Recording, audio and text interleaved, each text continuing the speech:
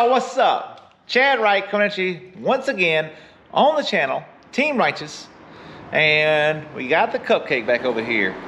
So, been riding Cupcake since we put the new engine in, and everything on the bike's been running good. The bike runs great. Everything about the bike handles great and everything else.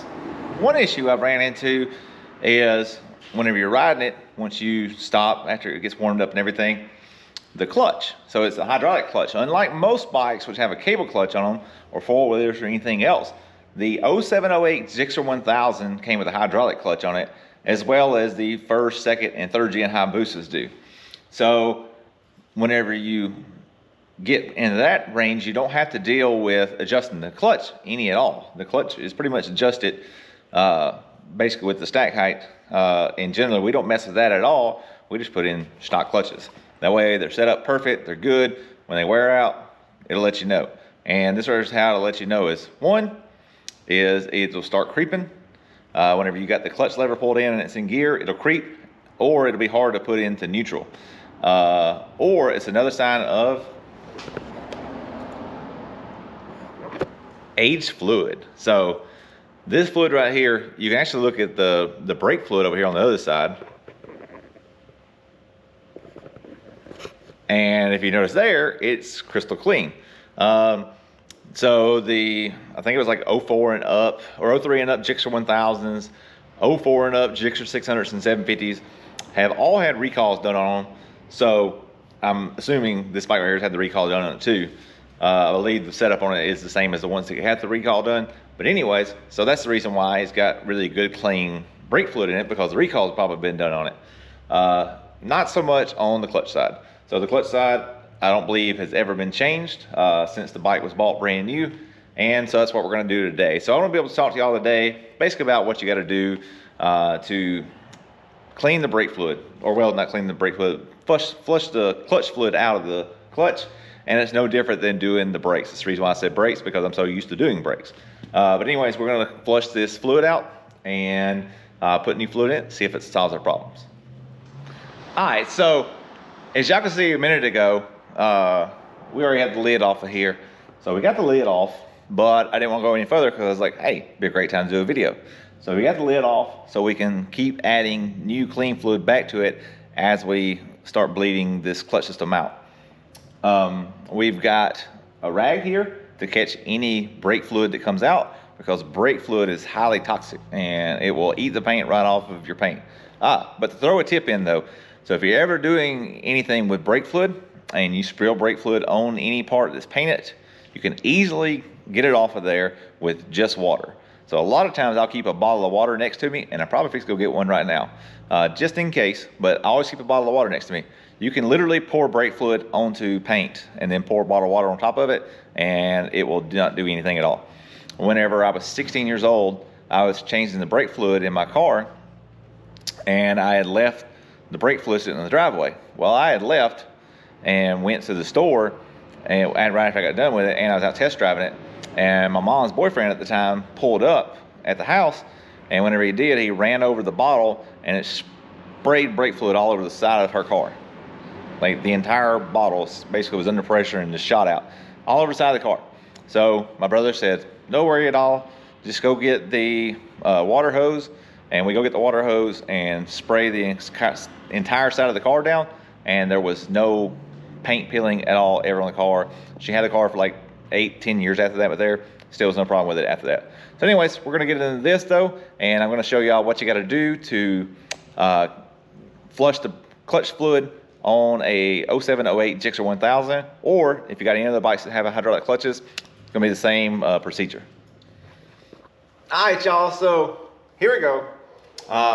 This is the first time I've been able to do it with some kind of a setup, and I've actually got the camera sitting on the front right tire of the four-wheeler, but it'll do. So anyways, we're going to jump into this. I'm going to kind of take you step by step on how to do this and make sure I got everything here that I need. So got a 8mm wrench to be able to break the bleeder here. I got my bottle of water over here for in case we get any brake fluid on anything, and I got a rag up here in case we spill any brake fluid while we're topping it off. So So anyways, I'm just going to go ahead and break this loose, make sure it's gonna break loose, and it is. And so then we're gonna take our brake bleeder here, which I've already got it wrapped up in the hose. I'm good at doing that. So anyways, we're going to take this, put this nozzle here on the end.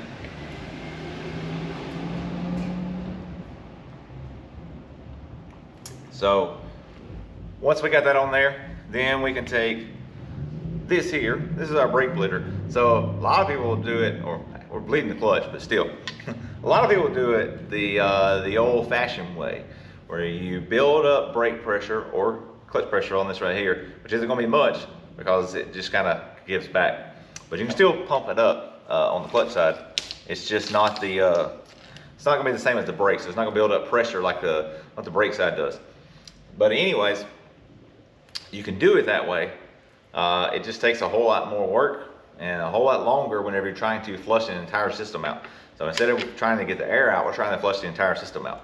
So anyways, this right here hooks up to an air hose.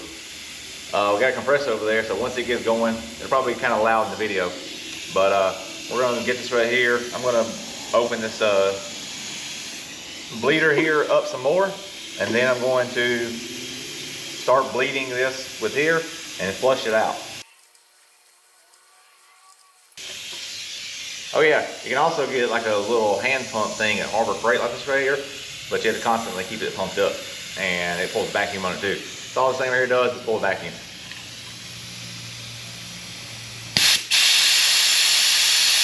And it's already almost emptied this thing out. Like part of it was coming out already as soon as you hooked it up, because it put a vacuum on it.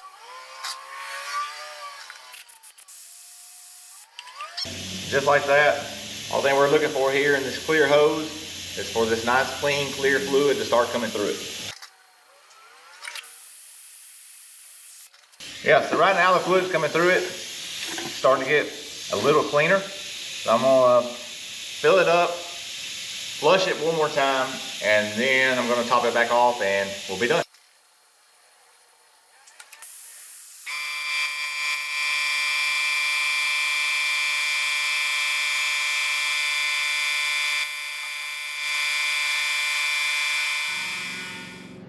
All right, so now that we got that done, I'm going to start the bike up and let it warm up for a minute.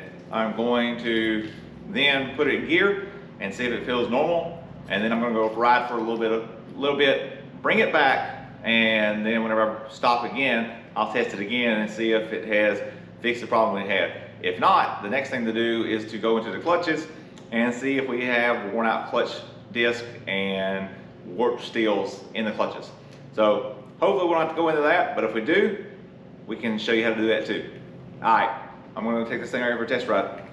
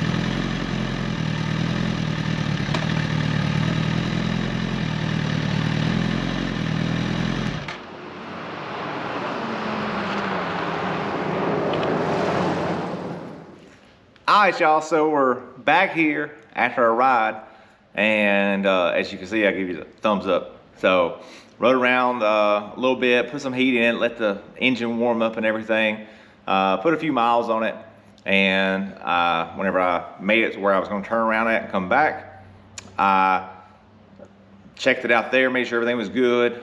I had it in first gear whenever I stopped. The bike didn't feel like it was pulling any at all, which didn't feel like it was pulling before. My only issue was trying to get it into neutral, so I knew it was becoming a problem. But anyways, I didn't have no problem at all putting it in neutral, and then I rode it back here, and again, I done the same thing. I put it in neutral, and it hadn't had no issue. I put it in the second gear, and it come back into neutral from that side too, no problem at all. So, needless to say, I think we have our issue resolved. So, hopefully, you know, with this video here, it'll be able to help you to be able to bleed your clutch if you do have an 07, 08 GSXR 1000, or if you have a first, second, or third gen Hayabusa. I've also seen this happen at the racetrack. Y'all know that we race at the racetrack. So Trick or Treat 2.0 that y'all have seen on our channel before, it's a first gen Hayabusa. It does have a hand slider, Gen 2 hand slider in its MTC clutch, and so it still uses the clutch lever, still a hydraulic clutch setup, still works the same way. He had the same issue but on a larger scale. So with that bike, whenever they first come out with it, it was starting to pull through the clutches whenever he was trying to hold the clutch lever in. There is no, you know, no pressure or anything like that with there, because it doesn't use spring pressure like it does on a regular clutch. It uses weights, which is totally different. But anyways, the clutch lever part still works the same way. So when you pull it in, you pull it to the bar, and as soon as you launch the bike, you just let it go completely, and it does everything on its own. But his problem was, while it was pulled into the bar, it didn't have enough pressure on the clutches to be able to release the clutches. So we had to bleed his clutches at the track. Now, when we was at the track, we didn't have our nice bleeder here with the air compressor and everything else. So we had to do it the old-fashioned way. Had to pump it up and then bleed it out. And we've done that 3 or 4 or 5 different times, put some fresh fluid in there, thanks to Blake Parker, and next pass out, had no issues with it. So anyways, appreciate all of y'all. Like, subscribe, share. Drop down in the comments below if you have some other things you'd be interested in us working on, so you can learn how to fix those issues. And other than that, we appreciate all of y'all. Have a great day.